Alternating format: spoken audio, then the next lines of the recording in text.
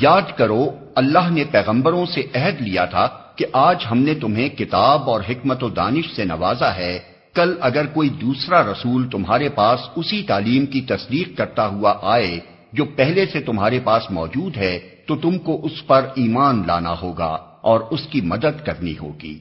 یہ ارشاد فرما کر اللہ نے پوچھا، کیا تم اس کا اقرار کرتے ہو اور اس پر میری طرف سے عہد کی بھاری ذمہ داری اٹھاتے ہو؟ انہوں نے کہا، ہاں ہم اقرار کرتے ہیں۔ اللہ نے فرمایا، اچھا تو گواہ رہو اور میں بھی تمہارے ساتھ گواہ ہوں۔ اس کے بعد جو اپنے عہد سے پھر جائے وہی فاسق ہے۔ اب کیا یہ لوگ اللہ کی اطاعت کا طریقہ یعنی دین اللہ چھوڑ کر کوئی اور طریقہ چاہتے ہیں، حالانکہ آسمان و زمین کی ساری چیزیں چار و ناچار اللہ ہی کی تابع فرمان یعنی مسلم ہیں اور اسی کی طرف سب کو پلٹنا ہے۔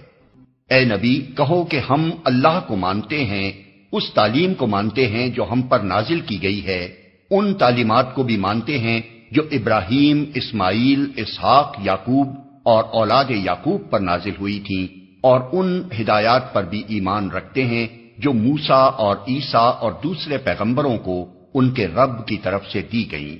ہم ان کے درمیان فرق نہیں کرتے اور ہم اللہ کے تابع فرمان یعنی مسلم ہیں۔ اس فرما برداری یعنی اسلام کے سوا جو شخص کوئی اور طریقہ اختیار کرنا چاہے اس کا وہ طریقہ ہرگز قبول نہ کیا جائے گا اور آخرت میں وہ ناکام و نامراد رہے گا۔ کیسے ہو سکتا ہے کہ اللہ ان لوگوں کو ہدایت بخشے جنہوں نے نعمت ایمان پا لینے کے بعد پھر کفر اختیار کیا، حالانکہ وہ خود اس بات پر گواہی دے چکے ہیں کہ یہ رسول حق پر ہے اور ان کے پاس روشن نشانیاں بھی آ چکی ہیں۔